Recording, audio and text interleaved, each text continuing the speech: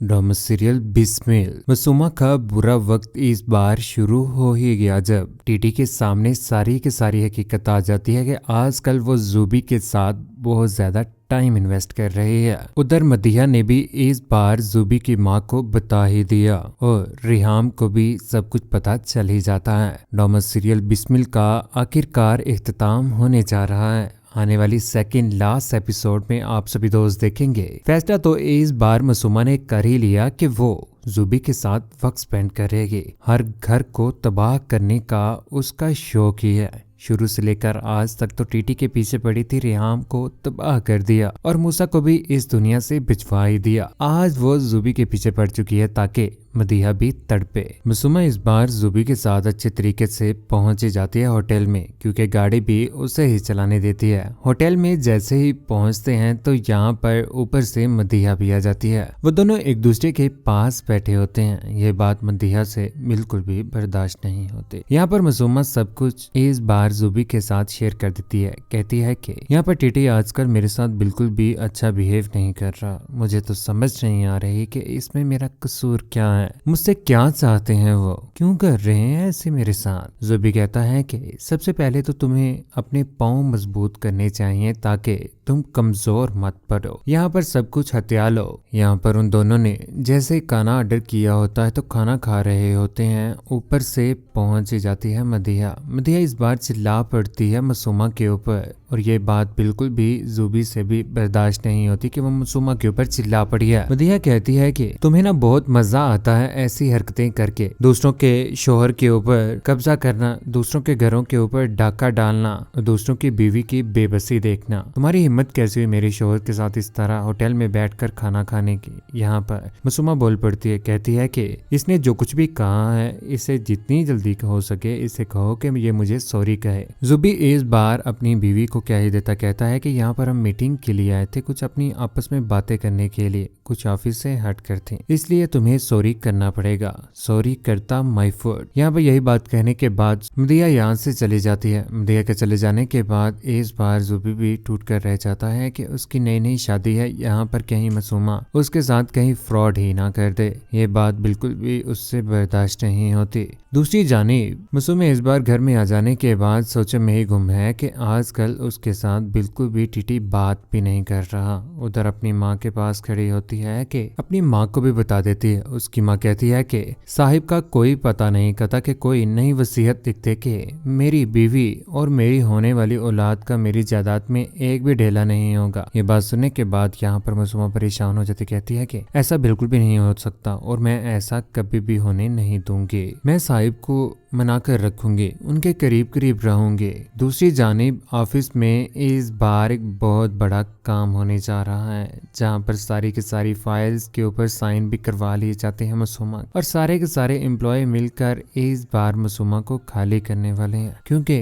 जूबी ने भी ये सोच रखा है कि वो कभी भी इस मासूमा को माफ नहीं करेगा। जिस तरह से उसने उसकी माँ का मजाक बनाया था और उसका भी मजाक शुरू से लेकर आज तक नौकरों की तरह से ही घर में रखा हुआ था ना, काम भी करवाए और नौकर बनाकर। उधर इस बार जूबी को अपने ही घर में बुलवा ही लेती है। यहाँ पर मासूमा जूबी को कहती है कि तुम्हारा इस तरह से मेरे घर में आना मुझे बहुत अच्छा लगा है और अब तुम इस घर में आ सकते हो। यहाँ पर जूबी तो अपनी मशूका के साथ बैठकर शुगर मेला लगा ही रहा होता है, लेकिन ये सब कुछ बहुत जल्द टीटी के सामने भी आने ही वाला है। दूसरी जानिब इस बार मदिया जूबी की माँ को लेकर इस बार पहुंच जाती है घर में, जहाँ पर रिहाम के साथ उसकी मुलाकात होने वाली है और ये सारा का सारा वाक्य टीटी भी सुनने ही वाला है। यहाँ पर आकर मदिया अपना दुखड़ा सुनाना शुरू कर देती है। कहती है कि नई नई शादी हुई थी, मेरे शोहर के ऊपर कब्जा करना शुरू हो चुकी हुई है ये मासूमा, तो कि साहिब कहाँ पर है। यहाँ पर रिहाम उनकी बातें सुन रही होती है। मदिया कहती है कि मुझे तो समझ नहीं आ रही कि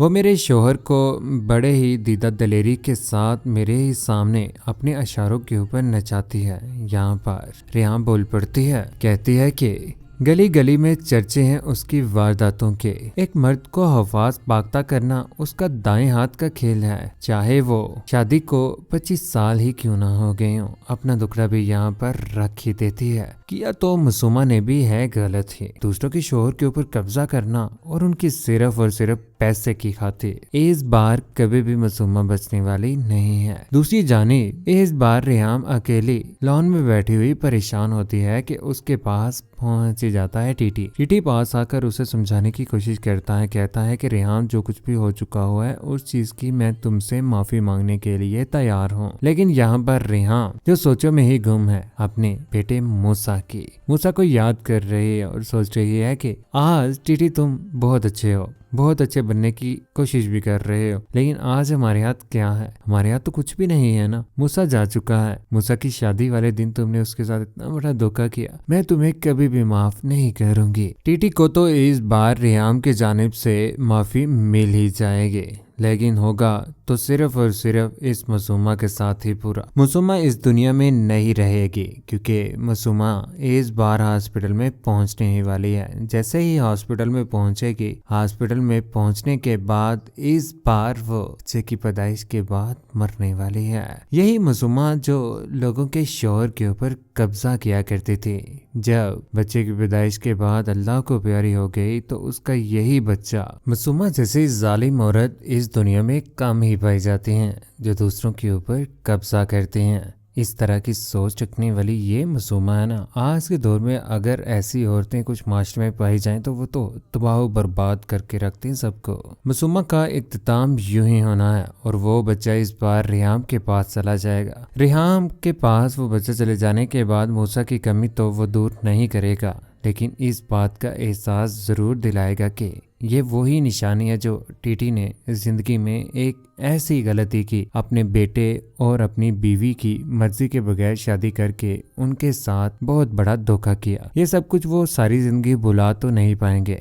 लेकिन इस बार टीटी करे तो करे क्या। टीटी रेहाम के साथ भरपूर रहेगा और यहाँ पर उसका भरपूर साथ भी देगा और किसी किस्म की उसके ऊपर परेशानियां भी नहीं आने देगा। रेहाम कभी भी अपने बेटे का दुख नहीं भुला पाएगी, रहेगी भी तो वो टीटी के साथ ही। जुबी यहाँ पर घर में आ जाने के बाद अपनी बीवी मदिहा को मनाने की भरपूर कोशिश करता है। यहाँ पर वो रो रही होती है, उसके पास से गुजर रही होती है कि उसका हाथ थाम लेता है, कहता है कि तुम्हें परेशान होने की बिल्कुल भी जरूरत नहीं है, मैं तुम्हारे साथ हूँ और कभी भी तुम्हारा साथ नहीं छोड़ूंगा। रही बात मासूमा की, तो मासूमा की हकीकत में सबके सामने इसलिए लेकर आना चाहता था कि वो मेरी मांग के साथ उसने जो कुछ भी किया और मुझे इतना बड़ा धोखा दिया, मुझे मुलाजमों की तरफ से रखा और अपनी औकात भूल चुकी हुई थी। उसकी औकात उसे बतलानी बहुत जरूरी हो चुकी थी। मदिहा इस बार जुबी की इन सारी की सारी बातों को मान ही लेगी, क्योंकि जुबी कभी भी मदिहा को धोखा नहीं दे सकता इस फ्रॉडन मासूमा के लिए। कौन कौन चाहता है कि मासूमा की वाकई मौत हो जानी चाहिए और वो बच्चा इस बार रेहाम के पास चला जाना चाहिए। जुबी और मदिहा को एक दूसरे के साथ खुश कौन कौन देखना चाहता है और रेहाम भी इस बार टीटी को माफ कर ही दे। आप सभी दोस्तों की क्या राय है? नीचे कमेंट सेक्शन में अपनी मोहब्बत भरी राय का एहसास जरूर कीजिएगा। चैनल को सब्सक्राइब करने के बाद बेल का बटन जरूर दबाइएगा। अपना ख्याल रखिएगा, दुआ में याद रखिएगा।